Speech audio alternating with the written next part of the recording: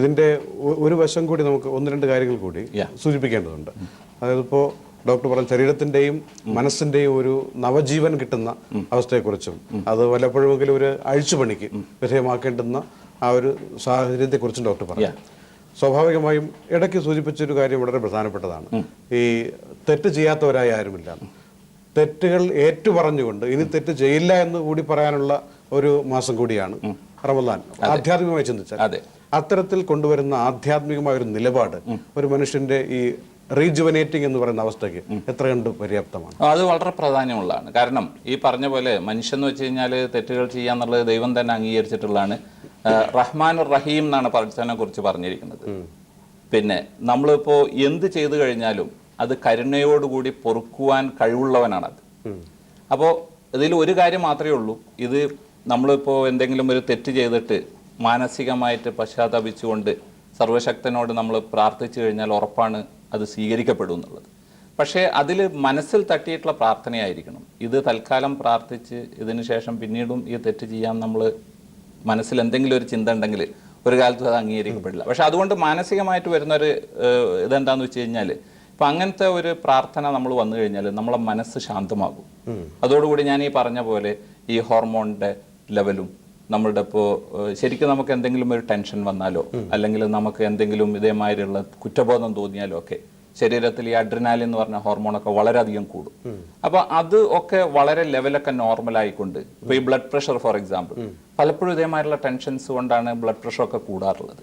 ഇപ്പോൾ ഈ നോമ്പിൻ്റെ സമയത്ത് നമ്മൾ കാണുന്ന ഒരു പ്രത്യേകിച്ചിട്ടുള്ള ഒരു സംഗതി, ഇപ്പോൾ പല അസുഖങ്ങളും സാധാരണക്കാരിലും കൂടുതൽ പണക്കാരിലും ബിസിനസ്സുകാരിലും പ്രൊഫഷണൽസിലും ഒക്കെ കാണുന്ന ഈ ഡയബറ്റിസ്, അതായത് പ്രമേഹ രോഗം, പിന്നെ ബ്ലഡ് പ്രഷർ കൂടുന്നത്, ഹൈപ്പർ ടെൻഷൻ, പിന്നെ ഈ കൊളസ്ട്രോൾ തുടങ്ങിയ ഈ കൊഴുപ്പ് വർഗ്ഗങ്ങൾ കൂടുന്ന ഇത്തരം രോഗങ്ങളൊക്കെ ശരിക്കും ഈ നോമ്പ് കാലത്ത് വളരെ നോർമലായി വരാറുണ്ട്.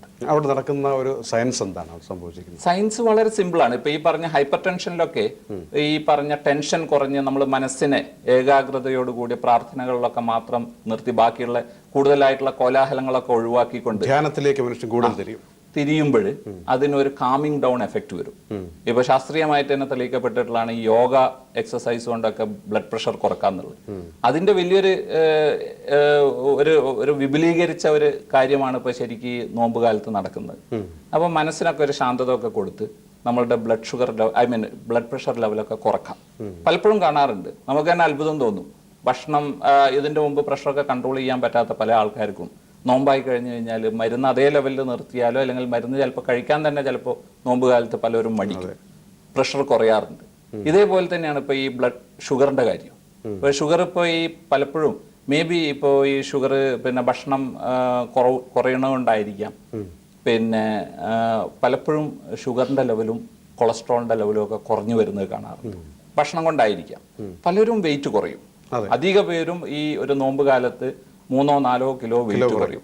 അപ്പോൾ ഇതിലൊരു പ്രധാന കാര്യം പറയാനുള്ളത്, നമ്മളിപ്പോൾ ഈ നോമ്പിന് പകല് മുഴുവൻ ഇതേപോലെ ഒരു പിന്നെ ഭക്ഷണം കഴിക്കാതെ വൈകുന്നേരം നോമ്പ് തുറന്ന ഉടനെ രാത്രി മുഴുവനും കഴിക്കാവുന്ന ഒരു ധാരണ ചിലർക്കെങ്കിലും അത് വളരെ തെറ്റാണ്. ഈവൻ രാത്രി നമ്മൾ വളരെ കുറച്ച് ഭക്ഷണം കഴിക്കാൻ പാടുള്ളൂ. പിന്നെ വേറെ തന്നെ ഇപ്പോൾ പലപ്പോഴും ഭക്ഷണം ഈ നോമ്പ് തുറന്ന ഉടനെ ഒരുപാട് കഴിച്ച് പിന്നീട് നമസ്കരിക്കാൻ മഗ്‌രിബ് നമസ്കാരത്തിനൊക്കെ പോകുന്ന പലരും കാണാറുണ്ട്. അതും ശരിയല്ല. ഇപ്പൊ നോമ്പ് തുറക്കുന്നത് ശരിക്ക് ഒരു വെള്ളവും കാരക്കയും കൊണ്ട് നോമ്പ് തുറന്നിട്ട് നമസ്കാരമൊക്കെ കഴിഞ്ഞതിന് ശേഷം വയറൊക്കെ ഒന്ന് സെറ്റിൽ ഡൗൺ ചെയ്തതിന് ശേഷം നമ്മൾ പിന്നെ ഭക്ഷണം കഴിക്കുകയായിരിക്കും നല്ലത്. അത് തന്നെ മിതമായ തോതിലേ പാടുള്ളൂ. ഒരു ലാളിത്യം അതിനകത്തും ഉണ്ടാവണം. ഒരു ടോട്ടൽ ഫുഡ് കൺസംഷൻ നമ്മൾ ഈ പീരിയഡിൽ നമ്മളിപ്പോൾ സാധാരണ പകല് കഴിച്ചിരുന്ന ഒട്ടാകെ കഴിച്ചിരുന്നതിൻ്റെ ഒരു 2/3 അല്ലെങ്കിൽ ഒരു ഹാഫോ ആക്കി കഴിഞ്ഞാൽ ഡെഫിനറ്റ് ആണ് ഈ പറഞ്ഞ മെച്ചങ്ങളൊക്കെ ഇതിലും കൂടുതൽ കിട്ടും. പലപ്പോഴും സംഭവിക്കുക എന്താണെന്ന് വെച്ച് കഴിഞ്ഞാൽ ഇത് രാത്രി കഴിക്കണത് പകല് കഴിക്കണതിന് പകരം രാത്രി കഴിക്കുക എന്നുള്ള ആ ഒരു നിലയിൽ ഉള്ള ഒരു ഇത്. പിന്നെ വേറൊന്ന് പലപ്പോഴും കാണാറ്, ഇപ്പോൾ പലപ്പോഴും പ്രത്യേകിച്ച് നമ്മൾ ചില നാട്ടിലൊക്കെ കാണാറ് ഈ ഒരു രാത്രി ഒരു ആഘോഷം പോലെ സമയം ചെലവഴിക്കുന്ന ഒരു സിറ്റുവേഷൻ ഉണ്ടാകും. അതും എനിക്ക് തോന്നുന്നത് പിന്നെ ഒഴിവാക്കാൻ ശ്രമിക്കണം. കൂടുതൽ പ്രാർത്ഥനാ നിർഭരം ആയിരിക്കണം. അത് പിന്നെ അതിന്റെ ഒരു ആധ്യാത്മിക വശമാണ്. ഞാൻ അതിലോട്ട് കടക്കുന്നില്ല. അത് ഡീൽ ചെയ്യാൻ ഇവിടെ ഒരുപാട് പ്രോഗ്രാമുകൾ അല്ലാതെ തന്നെ ഉണ്ട്. പക്ഷേ പിന്നെ വേറൊരു കാര്യം ഇതേപോലെ തന്നെ വലിയൊരു എഫക്റ്റ് കണ്ടിരിക്കുന്നത് ഹെൽത്തിനെ ബാധിക്കുന്ന ഈ സ്മോക്കിംഗ് ആണ്. പല ആൾക്കാരും ഈ സമയത്ത് സ്മോക്കിംഗ് നിർത്താനോ വളരെ കുറക്കാനോ പറ്റാറുണ്ട്. അതുവഴി അങ്ങ് നിരന്തരമായിട്ട് ഇനി അത് അവസാനിപ്പിക്കാൻ തന്നെ അവസാനിപ്പിക്കാൻ തന്നെ ഒരുപക്ഷെ കഴിഞ്ഞിരിക്കും. അപ്പോൾ ഏതായാലും റമദാൻ എന്നതിലുപരിയായി വ്രതം കൊണ്ടുവരുന്ന ശാരീരികവും മാനസികവും ആധ്യാത്മികവുമായ ഒരു നവതലത്തെക്കുറിച്ചാണ് ഇപ്പോൾ ഡോക്ടർ ഇതുവരെ പറഞ്ഞത്. അതെ, നമ്മുടെ സമയം കഴിഞ്ഞു പോയത് അറിയുന്നില്ല. അതിൻ്റെ ശാസ്ത്രീയമായ ഇപ്പം മതമല്ല ഇവിടെ പരാമർശിക്കപ്പെട്ടു. അല്ല മതപരമായിട്ടുള്ള ഒരു കാര്യത്തിലൂടെ നമ്മൾ കടന്നിട്ടില്ല. ശാസ്ത്രവും ആരോഗ്യവും ഒക്കെയാണ്, ആരോഗ്യശാസ്ത്രമാണ് ഇവിടെ പറഞ്ഞത്. ഏതായാലും നമ്മുടെയൊക്കെ ചിന്തകൾ ഈ ധാന്യം എന്നതിൽ നിന്ന് മാറി ധന്യമായ ധ്യാനത്തിലേക്ക് പോകട്ടെ. അതുവഴി മനസ്സിന് പുതിയ ഊർജ്ജം ഉണ്ടാകട്ടെ നമുക്ക് ആശംസിക്കാം. എല്ലാവർക്കും നമ്മളുടെ ഒരു റംദാൻ ആശംസകൾ നമ്മൾ നേരാം.